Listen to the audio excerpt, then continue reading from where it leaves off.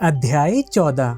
भगवान तथा भगवत भक्त। भगवान क्यों नहीं दिखाई देते? सोचो, सूर्य पृथ्वी से कितने गुना बड़ा होता है, पर बहुत दूर होने के कारण वह सिर्फ एक थाली जैसा ही तो प्रतीत होता है ना। इसी प्रकार भगवान तो अनंत हैं, परंतु हम उनसे बहुत दूर होने के कारण उनकी यथार्थ महिमा को समझ नहीं पाते। तालाब का पानी काई और कितनी ही घास पत्तियों से ढका होता है, तो उसके कारण उसके नीचे खेलती हुई मछली पानी में हमें दिखाई नहीं पड़ती। इसी भांति मनुष्य की दृष्टि माया के आवरण से आच्छन्न होने के कारण वह अपने हृदय में लैलायमान प्रभु को देख नहीं पाता। आनंदमयी जननी को हम क्यों नहीं देख पाते? ये बड़े घर की स्त्रियों की तरह चिक की ओट में रहती हैं ना। उनके भक्त सनातन गण माया रूपी चिक के भीतर जाकर उनके दर्शन करते हैं। अंधेरे में गश्त लगाने वाला पहरेदार अपनी लालटेन के उजाले से सबको देख सकता है, पर उसे कोई नहीं देख पाता।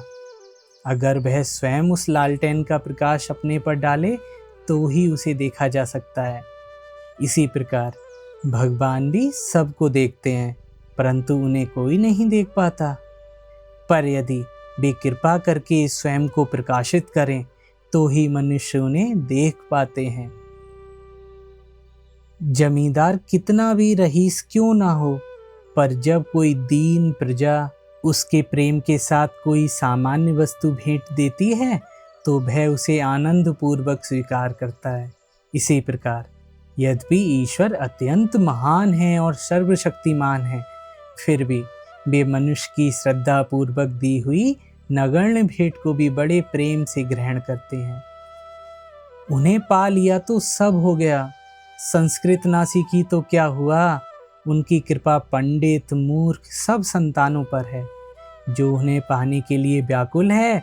जैसे पिता के 5 बच्चे होते हैं, पिता का सब बच्चों पर समान स्नेह होता है।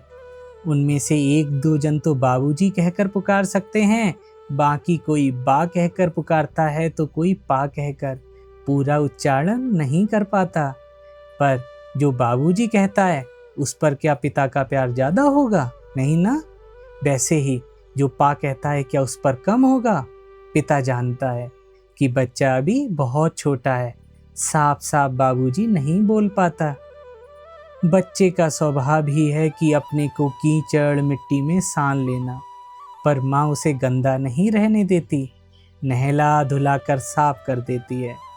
इसी तरह मनुष्य का स्वभाव ही है पाप करना, परंतु वह कितना भी पाप क्यों ना करे, भगवान उसके उद्धार का उपाय स्वयं ही कर देते हैं।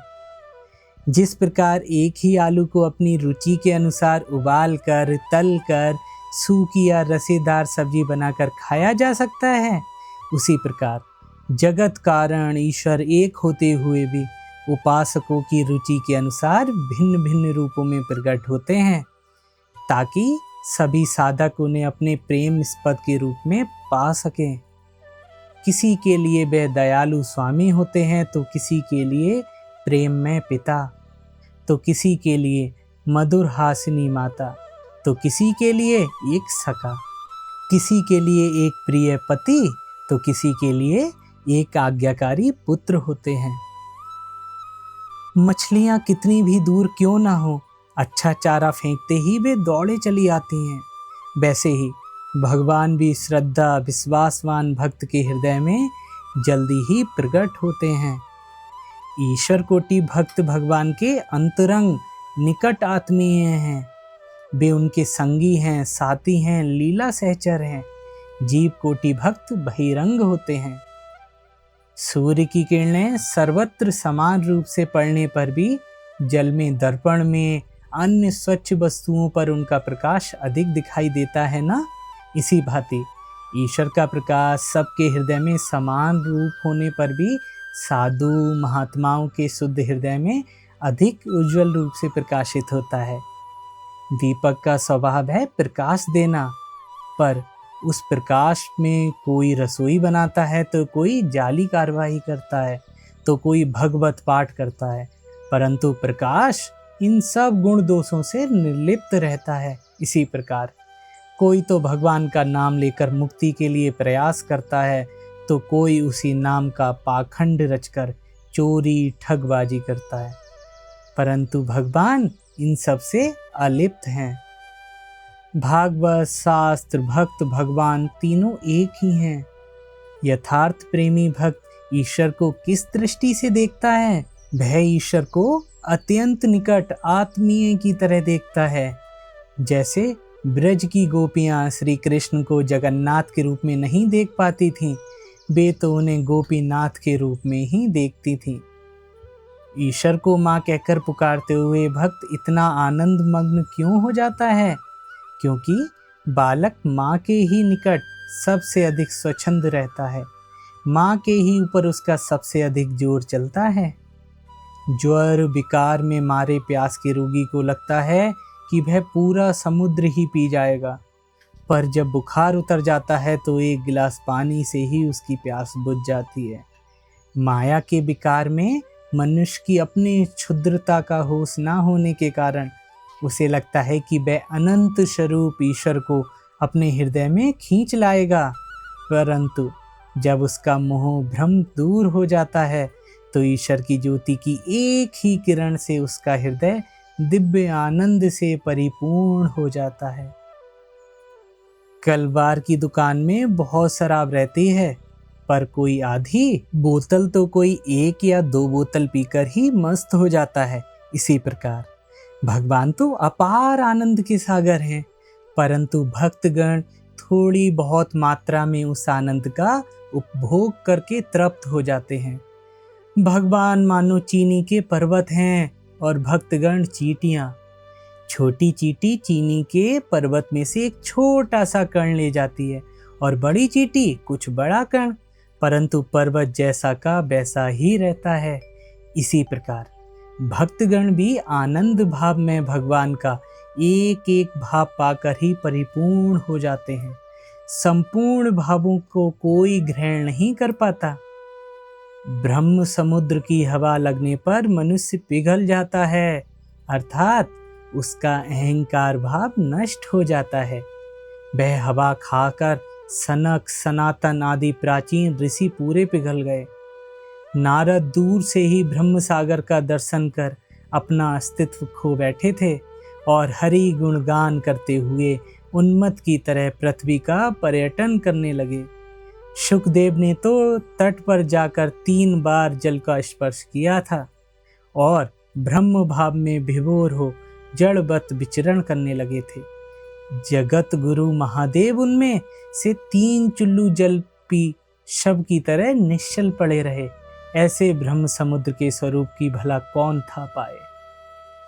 श्री रामकृष्ण ने केशव चंद्र सेन से कहा था, ब्रह्म समाज के लोग ईश्वर की इतनी महिमा क्यों गाया करते हैं?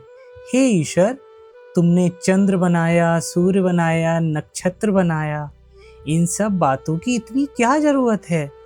अधिकांश लोग बगीचे की ही प्रशंसा करते रहते हैं, पर बगीचे के मालिक से कितने लोग मिलना चाहते हैं? सोचो, बगीचा बड़ा है कि मालिक? मालिक ही सत्य होता है, बगीचा मिथ्या। शराब पी चुकने पर कलवार की दुकान में कितने मन शराब है, इसके हिसाब से हमें क्या मतलब? हमारा तो एक ही बोतल से काम हो जाता है।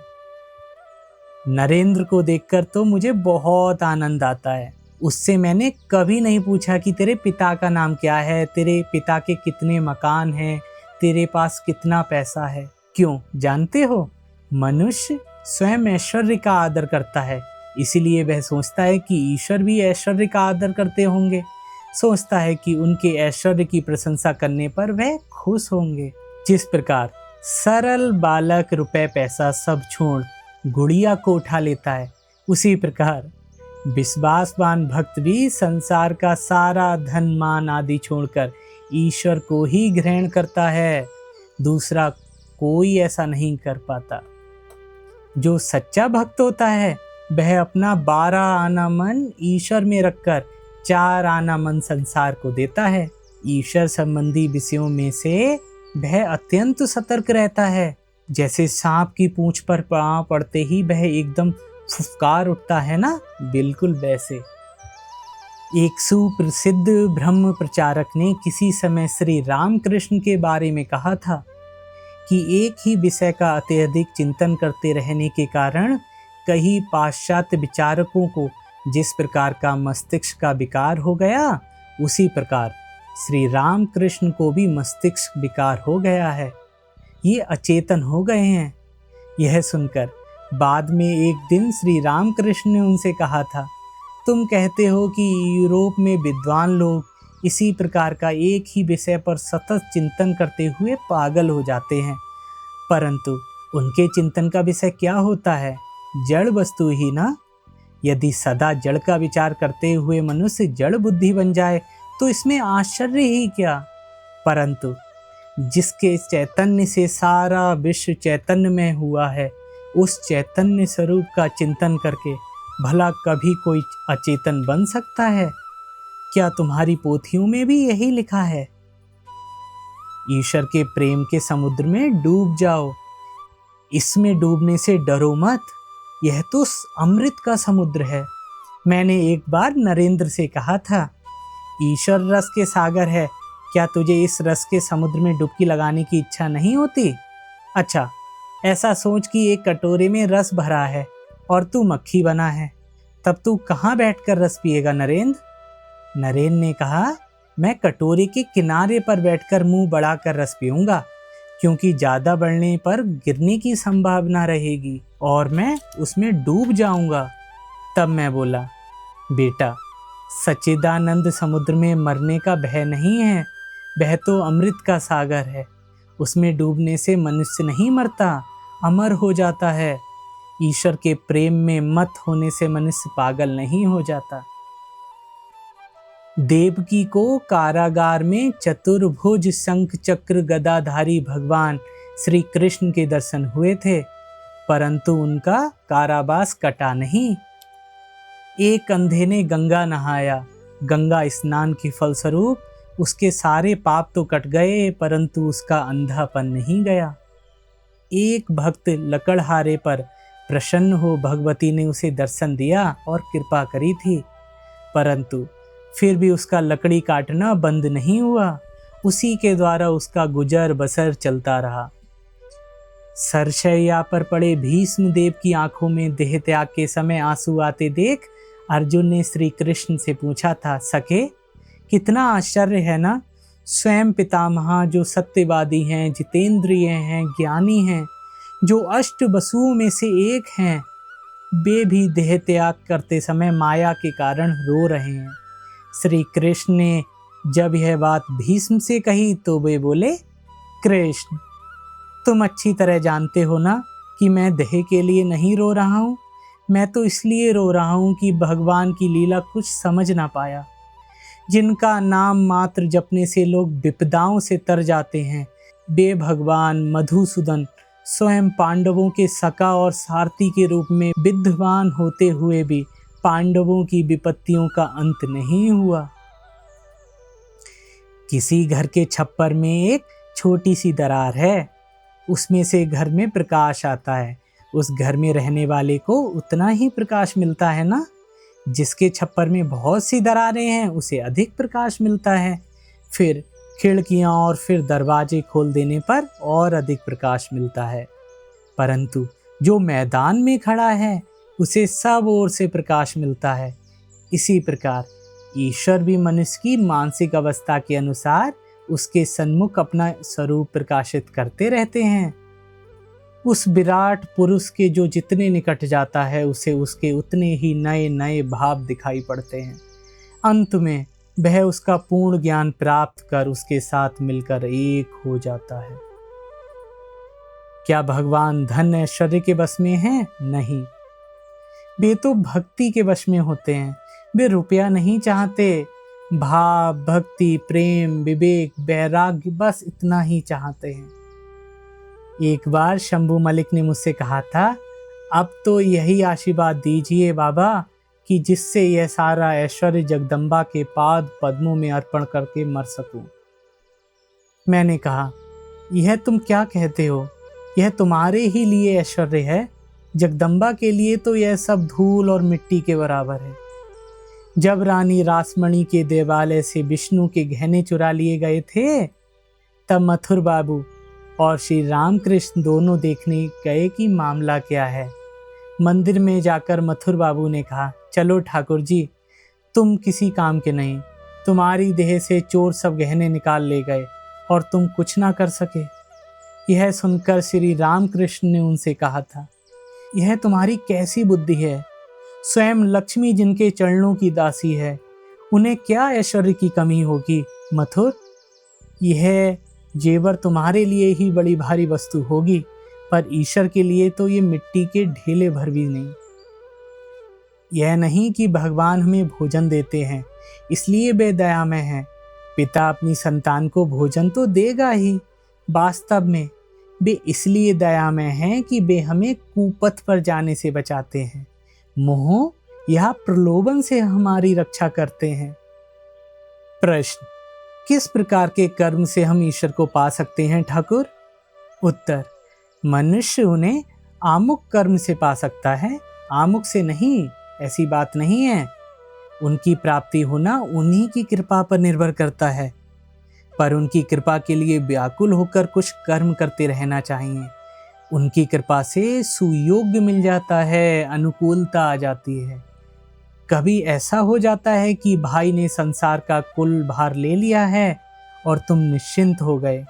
स्त्री विद्या शक्ति धार्मिक निकली, उसकी ओर से कोई बाधा नहीं रही, या विवाह ही नहीं हुआ, इस तरह से संसार में फंसना ही नहीं पड़ा। इस प्रकार सुयोग के मिलने पर काम बन जाता है।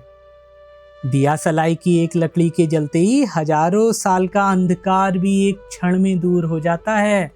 वैसे ही एक बार ईश्वर की कृपा दृष्टि के पड़ते ही जीव के जन्म जन्मांतर के पाप पुंज तत्काल दूर हो जाते हैं। कुछ मछलियों में बहुत अधिक कांटे होते हैं और कुछ में एक कांटा भी नहीं, पर मछली खाने वाला खाते समय सभी कांटों को निकाल फेंकता है। इसी तरह कुछ लोगों में अत्यधिक पाप होते हैं तो कुछ में एक आधी होता है, परंतु ईश्वर की कृपा होने पर सभी पापों से वह दूर हो जाता है। मलय पवन के लगने से जिन पेड़ों में कुछ सार है वह सब चंदन बन जाते हैं, परंतु बांस केला आदि सार रहित वृक्षों पर कुछ भी असर नहीं होता। इसी तरह भगवत कृपा पाकर जिनमें कुछ सार है वे तो तत्काल सद्भाव से परिपूर्ण हो जाते हैं, किंतु सारहीन विषय आसक्त मनुष्य का सहज में कुछ नहीं होता। एक भक्त बहुत जप किया करता था। श्री रामकृष्ण ने उससे कहा, तुम एक ही जगह क्यों अड़े हुए हो, आगे बढ़ो। इस पर भक्त ने कहा, यह तो उनकी कृपा के बिना नहीं हो सकता। तब श्री रामकृष्ण बोले, उनकी कृपा रूपी पवन तो दिन रात बह रही है, भव सागर पार करना हो तो अपनी नाव का पाल तान लो। भगवत कृपा का पवन सदा बह रहा है, आलसी लोग उसका सदुपयोग नहीं करते, परंतु जो उद्यमशील होते हैं वे अपनी नौका का पाल फहरा देकर आसानी से पार हो जाते हैं। प्रश्न, क्या एकाएक कुछ नहीं होता? उत्तर, साधारणता किसी भी विषय में सिद्ध होना हो तो उसके लिए काफी साधना करनी पड़ती है। कोई एक ही दिन में द्वारिक मित्र की तरह हाईकोर्ट का जज नहीं बन जाता, बहुत बड़ी मेहनत करने के बाद ही द्वारिक मित्र की तरह जज बन जाता है, नहीं तो बिना वेतन के वकील ही बने रहना पड़ता है। वैसे ही यदा कदा ईश्वर की कृपा से एकाएक भी सिद्धि मिल जाती है। जैसे मूर्ख शिरोमणि होकर भी कालिदास देवी सरस्वती की कृपा से एकदम महाकवि बन गए थे। एक गृहस्थ भक्त, महाराज, हमने सुना है कि आप ईश्वर दर्शन करते रहते हैं, तो हमें भी जरा करा दीजिए, उनके दर्शन कैसे होते हैं? श्री रामकृष्ण, सब कुछ ईश्वर की इच्छा के अधीन होता है, परंतु कर्म चाहिए तब ईश्वर दर्शन होते हैं। केवल ईश्वर है कहकर बैठे रहने से कुछ ना होगा। तालाब में बहुत मछलियां हैं, परंतु मछलियां हैं कहकर केवल बैठे रहने से क्या मछली मिल जाएगी? नहीं ना। बंसी डोर ले आओ, पानी में चारा डालो, धीरे धीरे गहरे पानी में से मछलियां निकल निकल कर चारे के पास आएंगी, तब तुम उन्हें चुपचाप पकड़ लेना। यह भी खूब है, ईश्वर से मिला दो तो आप चुप बैठे रहेंगे। दही जमाकर उसे मथकर मक्खन निकालकर उनके मुंह तक पहुंचाया जाए, मछली पकड़कर हाथ में रख दी जाए, अच्छी बला है। बीच समुद्र में जहाज के मस्तूल पर बैठा हुआ पक्षी उकता कर नई जगह जाने के लिए एक एक करके पूरब, पश्चिम, उत्तर, दक्षिण सभी ओर उड़ जाता है, पर पानी के सिवा उसे कुछ दिखाई नहीं पड़ता। थक कर निरुपाय होकर वह फिर मस्तूल पर आ बैठता है। इसी प्रकार साधक भी अनुभव सिद्ध है, हितैषी गुरु के द्वारा निर्देशित साधना विधि का नित्य पालन करते करते उगता जाता है तथा हताश हो गुरु की प्रति विश्वास खोकर निजी प्रयत्न के द्वारा भगवत प्राप्ति करने के लिए मनमाने साधन मार्गों में भटकने लगता है, पर उसका सब परिश्रम विफल हो जाता है। अंत में उसे हार कर उसी गुरु की शरण में लौट आना पड़ता है। जब तक हवा न बहती हो तब तक लोग गर्मी से दूर करने के लिए पंखा झलते हैं, एक बार हवा बहने लगे तो पंखा नीचे रख देते हैं। साधना में भी जब तक ईश्वरीय सहायता ना मिले तब तक साधक को स्वयं मेहनत करनी पड़ती है। ईश्वर की कृपा हो जाने पर फिर मेहनत करने की कोई आवश्यकता नहीं। हवा बहने लगे तो पंखे की क्या जरूरत रह गई भाई। ईश्वर की कृपा हो जाए तो साधन भजन की कोई आवश्यकता नहीं। जीवन पर भगवान, गुरु, भक्त जनों की दया होने के बावजूद यदि स्वयं के मन की दया ना हो तो उसका विनाश तो होगा ही। अर्थात इन तीनों की कृपा के होते हुए भी यदि मनुष्य के मन में मुक्ति की स्पृहा ना हो, व्याकुलता ना हो, तो सदुपदेश, साधु संग सब विफल हो जाता है। कितनी भी चेष्टा करो, भगवान की कृपा के बिना कुछ भी नहीं होगा। उनकी कृपा के बिना उनके दर्शन नहीं होते पार्थ, परंतु उनकी कृपा भी सहज में नहीं होती। उसके लिए अहंकार का संपूर्ण त्याग कर देना पड़ेगा। मैं करता हूँ इस बोध के रहते हुए उनके दर्शन नहीं हो सकते। भंडार गृह में अगर कोई है तो उस समय घर के मालिक से अगर कोई कहे कि आप भंडार से कोई चीज निकाल दीजिए तो मालिक क्या कहता है, वहां तो एक आदमी है ना, फिर मेरे जाने की क्या जरूरत। जो खुद ही कर्ता बना बैठा है उसके हृदय में भगवान आसानी से नहीं आते। उनकी कृपा से ही उनके दर्शन होते हैं। विज्ञान सूर्य हैं, उनकी एक ही किरण से संसार में यह ज्ञान का प्रकाश फैला हुआ है। उसी की सहायता से हम एक दूसरे को पहचानते हैं और संसार में तरह तरह की विद्याएं सीखते हैं। यदि वे एक बार अपना प्रकाश अपने चेहरे पर डालें तो हमें उनके दर्शन हो सकते हैं।